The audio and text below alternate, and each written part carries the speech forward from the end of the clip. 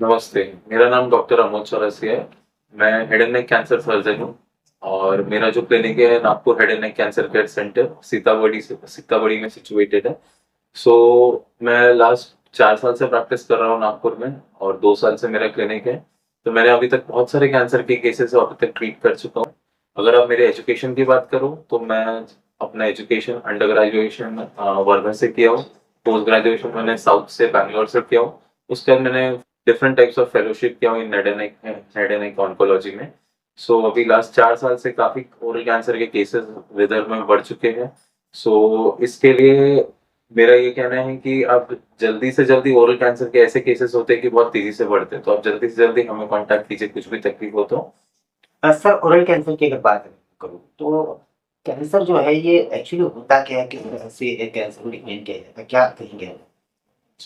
तो कैंसर किस तरीके से होता है? बेसिकली कैंसर अगर आप बात करो तो सबसे पहले कैंसर कैसे होता है? कैंसर खर्रा, तंबाकू, गुटखा, सुपारी, सिगरेट या छेनी, ये सब चीजों, जो स्मोकलेस बोलो, विद स्मोकिंग टबैको बोलो, ये सब चीजों के कारण कैंसर होता है जनरली।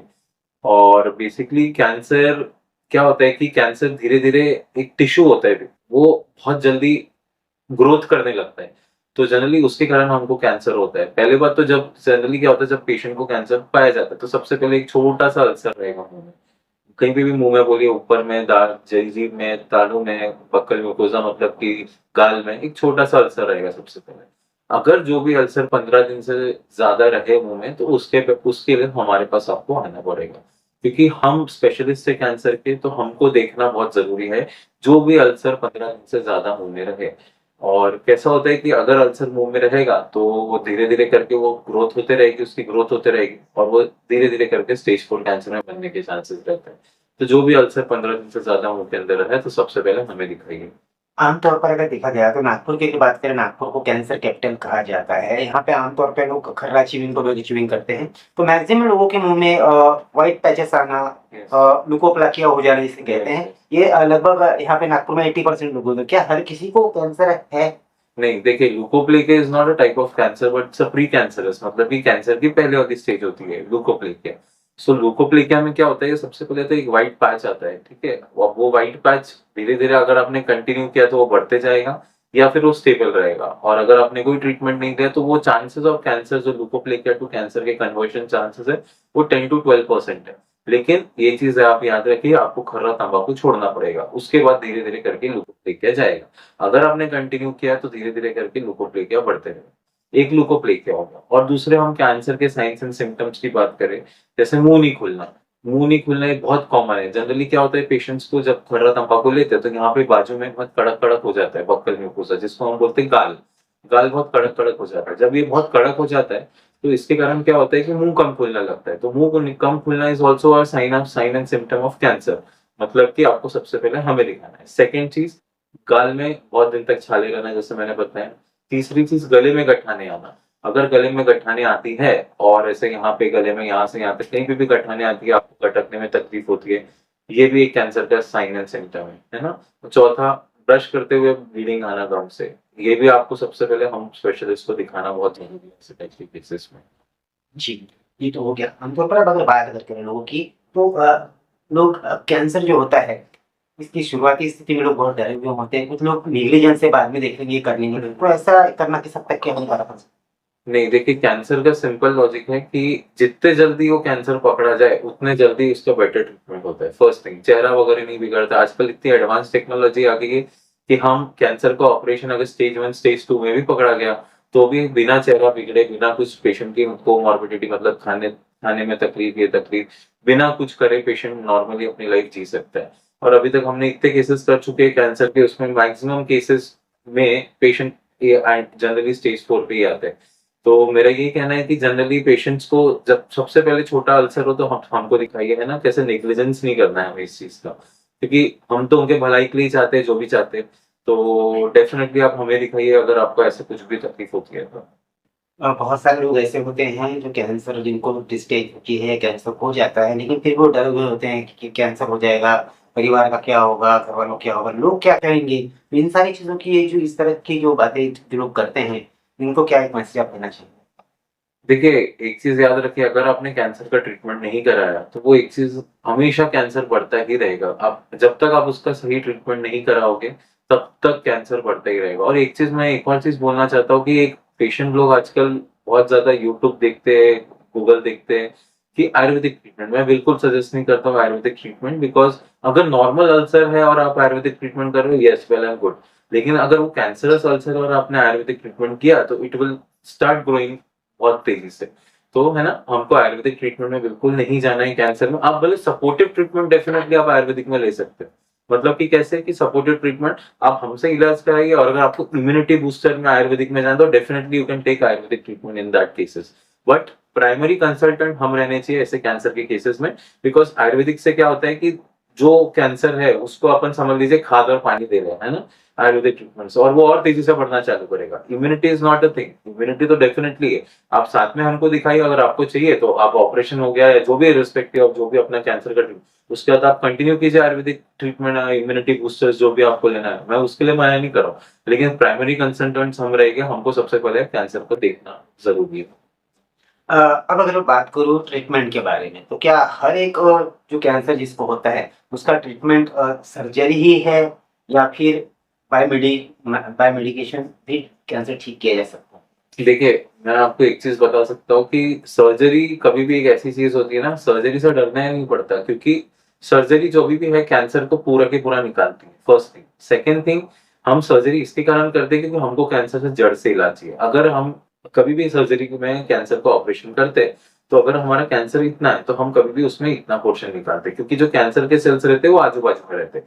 और मेडिसिन मेरे को बोलना चाहिए कि कैंसर के एज सच अभी कोई ऐसी मेडिसिन डेवलप नहीं है। डेफिनेटली कीमोथेरेपी है, इम्यूनोथेरेपी, ये सब डेफिनेटली एक अच्छा ट्रीटमेंट मोडालिटी है, नो डाउट।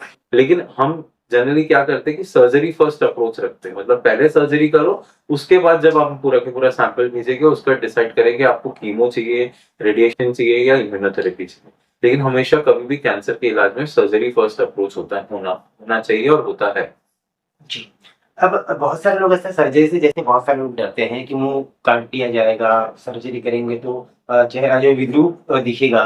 तो ऐसे लोगों के लिए क्या कहेंगे आप? किस किस तरह की न्यू टेक्नोलॉजीज आई हुई है मेडिकल फील्ड में, जिससे उनका मांस जो है फिर से ठीक किया जा सकता है, क्या कहेंगे? यस, तो आजकल बहुत अच्छी एडवांस टेक्नोलॉजी आ गई है जिसमें हम बोलते हैं फ्री फ्लैप। फ्री फ्लैप मतलब क्या होता है, आजकल इस टाइप की सर्जरीज होने लग गई है कि पेशेंट का हम जान से मांस निकाल के लगाते, पेशेंट चल भी सकता, दौड़ भी सकता, भाग भी सकता, सब कुछ कर सकता, और चेहरे पे भी इतनी कोई डिफॉर्मिटी नहीं आती है ना। तो this is a new technology. पहले के जमाने में आपने देखा होगा कि कैंसर का जब ऑपरेशन होता था उसका चेहरा पूरा भी कट जाता था। आजकल लेकिन ऐसा नहीं है, आजकल इतनी अच्छी टेक्नोलॉजी आ गई है, इतनी एडवांस टेक्नोलॉजी आ गई है कि आजकल चेहरा बिगड़ता इतना नहीं है कैंसर के इलाज में। एक और चीज, अगर आप आते हो जल्दी से जल्दी कैंसर के इलाज के लिए, मतलब अगर आपको लगता है कि अल्सर है और आप जल्दी से जल्दी उसको, हमने पकड़ लिया कि कैंसर है, आपको दिख गया, तो हम लोग आजकल तो इतनी अच्छी एडवांस टेक्नोलॉजी कि हम स्कारलेस सर्जरी कर लेते हैं। चेहरे पे एक भी दाग धब्बा नहीं आएगा और आप कैंसर से मुक्ति पालोगे। आजकल ऐसी भी सर्जरीज पॉसिबल है। लेकिन वही है, उसके लिए आपको जल्दी से जल्दी हमारे पास आना होगा। जितने जल्दी पकड़ा जाए उतने जल्दी अच्छा ट्रीटमेंट होगा, स्कारलेस होगा, सर्जरी पे कोई दाग धब्बे नहीं आएंगे, और पेशेंट की लाइफ में भी कोई हैम्पर नहीं होगा, और पेशेंट आराम से 70-80 साल जी सकता है बिना कोई हाँ प्रॉब्लम। सर, अगर आपके बारे में अगर बात की जाए, गत 4 वर्षों से आप अनेकों का ट्रीटमेंट कर चुके हैं, अनेक बड़ी बड़ी सर्जरीज आपने की हैं। कैंसर का पेशेंट आपके पास आता है और फाइनली ठीक होके जब जाता है और कहता है सर थैंक यू, आपने मेरी जिंदगी बचाई, किस तरह की सेटिस्फेक्शन, किस तरह की खुशी आपको महसूस होती है? देखिए, वो तो मतलब ऐसा है कि वो एक भगवान समान मानते हैं हमको, और हम भी उनको एज अ भगवान समान ही मानते हैं कि हमारे पेशेंट ठीक होकर गए, उससे अच्छी बड़ी चीज और कुछ नहीं हो सकती। अब कैसे एक अटैचमेंट हो जाता है पेशेंट्स के साथ कि डेफिनेटली पेशेंट जो लोग हैं कि एट द एंड हमारे पेशेंट है जो भी है, लेकिन एक ह्यूमन कनेक्शन बन जाता है ऐसे केसेस में, है ना। तो हमको खुद को अच्छा लगता है कि हमारे पेशेंट कैंसर फ्री है, और काफी काफी मेरे पेशेंट्स आते हैं जिनको 2 से 3 साल हो गए अभी भी कैंसर फ्री है। काफी अच्छा लगता है, उनका सिटी स्कैन सब कुछ नॉर्मल आता है, बहुत अच्छा लगता है हमको। क्या ऐसा लगता है कि हाँ हमने कुछ अच्छा काम किया है, कि एटलीस्ट जो ये है इंडिया में कम से कम एक मोटिव तो किए है कि आजकल इंसान कैंसर मुक्त रहे, लंबे टाइम तक जिए बिना कोई प्रॉब्लम के।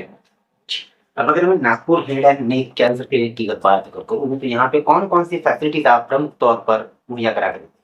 देखिए, हमारे यहाँ पे बहुत सारी फैसिलिटीज है। पहली बात तो ये कैंसर कैंसर स्क्रीनिंग, मतलब कि हमको देखना बहुत जरूरी है कैंसर को, है ना, डिटेक्ट करना फर्स्ट थिंग।